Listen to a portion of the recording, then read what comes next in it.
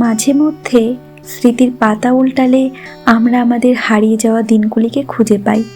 মনে পড়ে যায় সেই স্কুল জীবনের কথা, কিংবা কলেজের সেই দিনগুলি, ছাত্র জীবনে শিক্ষক শিক্ষিকাদের সাথে ভ্রমণের অভিজ্ঞতা। মনে হয় সত্যিই সেই দিনগুলি বেশ ছিল। তেমনই একটি গল্প নিয়ে আবারও হাজির হলাম। আশা করছি শেষ পর্যন্ত আপনারা সাথে থাকবেন। তাহলে শুরু করছি রাজকুমার আচার্য রচিত শীত গল্পটি। ওরা সানখাগড়া পাহাড়ি পিকনিক স্পট থেকে ফিরছে। আনন্দপুর ওদের বর্তমান ঠিকানা। ওরা একদল বিশ্ববিদ্যালয়ের ছেলে মেয়ে। পাহাড়ি শীতের পড়ন্ত বিকেলে ওদের ভাড়া করা ছোট গাড়িতে উঠেছে। প্রায় 4 ঘন্টার পথ।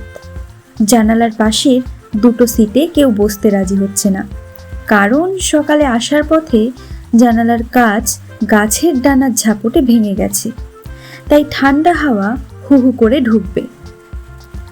শ্রীভদ্র বুক চিটিয়ে এগিয়ে গেল ওইখানে বসার জন্য। শীতের সঙ্গে নাকি যুগ যুগান্তরের বন্ধুত্ব তার। শ্রীভদ্র বলল, আরে এটা আমার জন্য ভীষণ ভালো, আশাতীত। আমি খুব উপভোগ করব। সরঞ্জিত মৃদু হেসে বলল, আরে আমরা সবাই জানি তুই ছাড়া এই বাহাদুরি কাজ কেউ করতে পারবে না, তাই তোর সঙ্গে তোর পাশে মহিলাদের দেওয়া হয়েছে। সত্যি পেছনের সারিতে 4 জন বান্ধবী। শ্রীভদ্রর গায়ে হালকা একটা গরম পোশাক থাকলেও টুপি মাফলার জাতীয় কিছুই ছিল না। শ্রীভদ্রর এমনই ভাব, শীতের প্রতি যাদের ভালোবাসা নেই তারাই এই সামান্য শীতে গরম গরম পোশাক ব্যবহার করে। শ্রীভদ্রর পাশেই বসেছে রিশা। গাড়ি চলতে শুরু করেছে। পশ্চিমের পাহাড়ের চূড়ায় হারিয়ে যাচ্ছে সূর্য।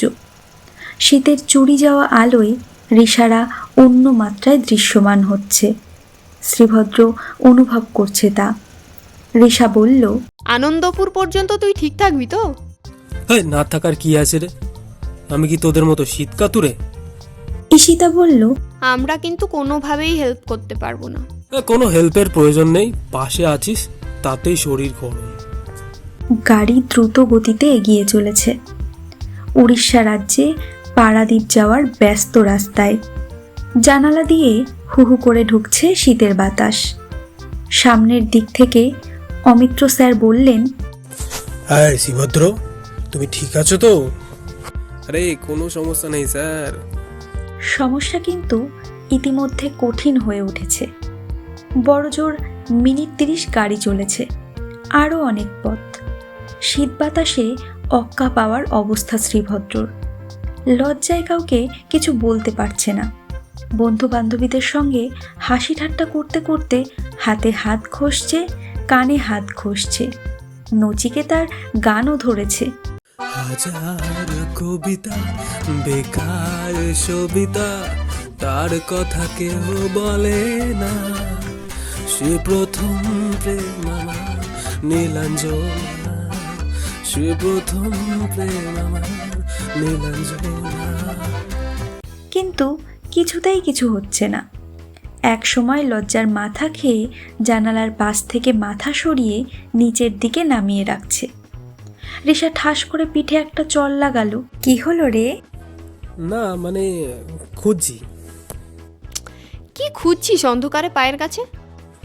কেন, তোর মুখকে? আবার একটা ঠাস করে খাবি? না ওই গরম খুঁজছিল। সবাই হেসে উঠল। লজ্জায় নয়, শীতে শ্রীভদ্রর চোখ যেন লাল হয়ে গেছে। কিন্তু কেউ একটুও জায়গা ছাড়তে রাজি নয়। অতিরিক্ত গরম পোশাকও কারোর কাছে নেই। এখনও অনেক পথ।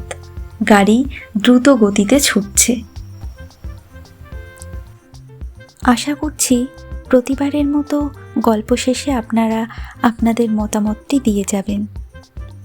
আর ভালো লাগলে অবশ্যই লাইক, শেয়ার এবং সাবস্ক্রাইব করে আমার পাশে থাকবেন।